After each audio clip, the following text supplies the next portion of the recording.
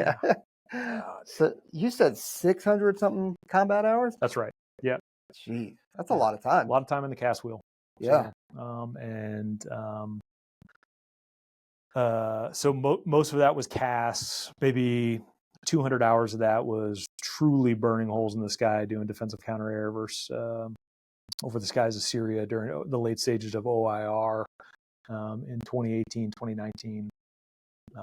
And that was good. So there was some good stuff there. But yeah, the close air support mission and role definitely will always have a place in my heart. Whether we're doing it for special ops teams or big army.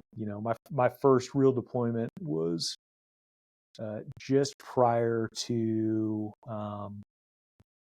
our first withdrawal from Iraq in that 2011 timeframe. We lost the SOFA agreement. We pulled all our troops back, kind of did the fallback from Mosul all the way down, and then eventually a K crossing, which was my last sortie in Iraq. I actually have an eval that says Vice flew the last F-16 combat sortie in Iraq, and that was true for about like 9 more months, but anyways, so seeing all those different experiences and everyone talks about their combat time, and combat means different things, and it can never be discounted, but how does my combat experience, especially as an aviator of my generation, how does that compare to aerial combat from people from fighter pilots in Vietnam, fighter pilots in World War II, fighter pilots in World War I? They mean different things, but it's still unique, and I would say it's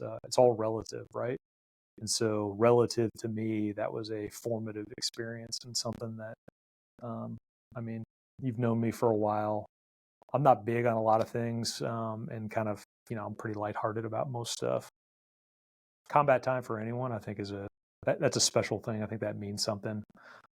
Even if those times aren't as action packed, and as you know, sometimes when things are going well, they're boring, and there's not a lot of action over there, and that's a good thing. Well, yeah, it's definitely not like the movies where every day you're going out. I mean, yeah, there were days that we did 4 hits a night, which was bonk. That was just nuts, and it was draining.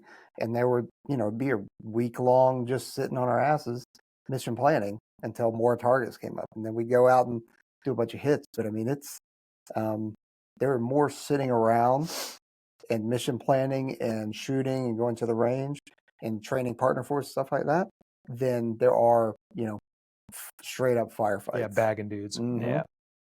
Yeah. It's and so that's definitely been the name of the game for your combat aviator for the past 20 years during GWAT.